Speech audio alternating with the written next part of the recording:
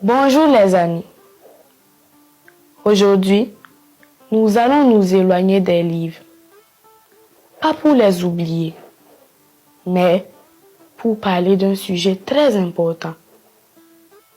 Un sujet qui fait mal au cœur. Un sujet qui touche beaucoup de familles. Aujourd'hui, nous allons parler de familles où les frères et sœurs ne se parlent plus. Je parle avec mon cœur d'enfant.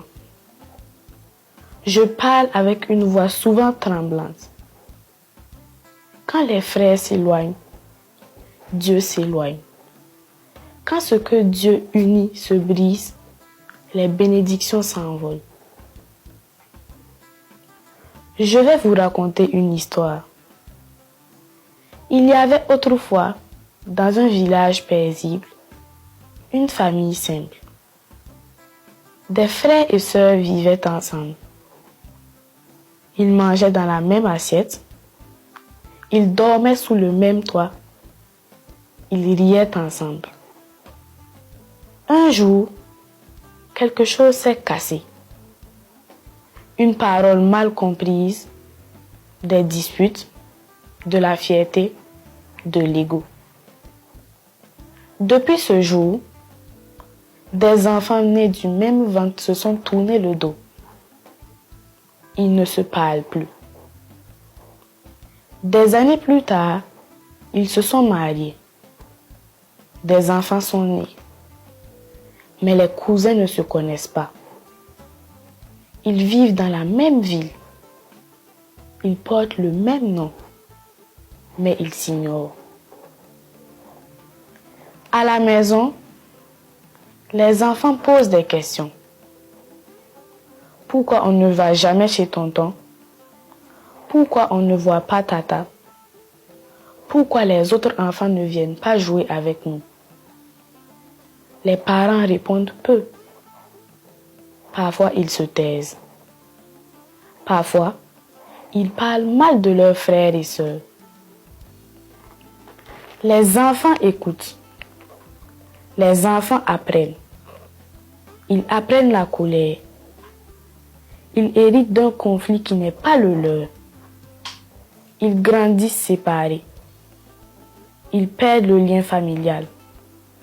Ils perdent le soutien des cousins. Ils perdent une partie de leur histoire.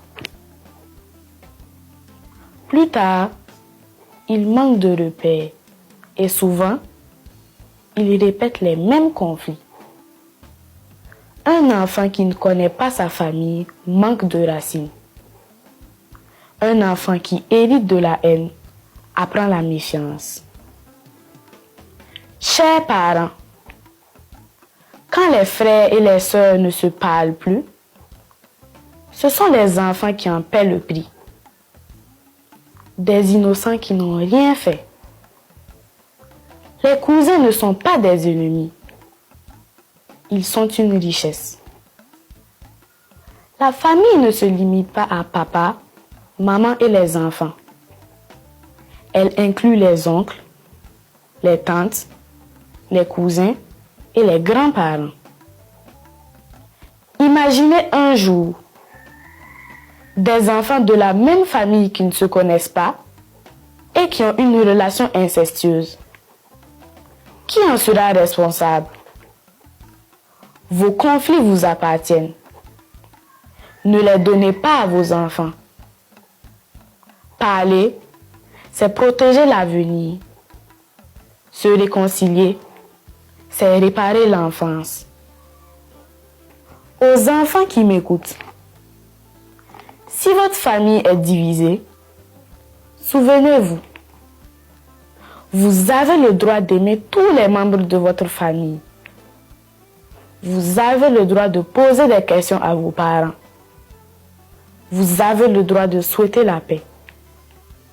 Nous aussi les enfants, avons un rôle à jouer. Nous pouvons rester proches de nos cousins malgré tout. Nous pouvons garder le lien. Il se peut que cela aide les adultes à se rapprocher. Une famille divisée est affaiblie. elle n'aura aucune faveur divine et ancestrale. Une famille unie construit des adultes solides et un avenir radieux. Aujourd'hui, revenons aux valeurs africaines de solidarité et d'entraide. Rebâtissons le noyau familial. Il est le pilier de notre société. C'était votre ami Iman. On se retrouve bientôt dans Laisse ton écran et lis un livre. En attendant, je souhaite la paix, l'entente et l'unité dans toutes les familles qui l'ont perdu. Au revoir et à très bientôt.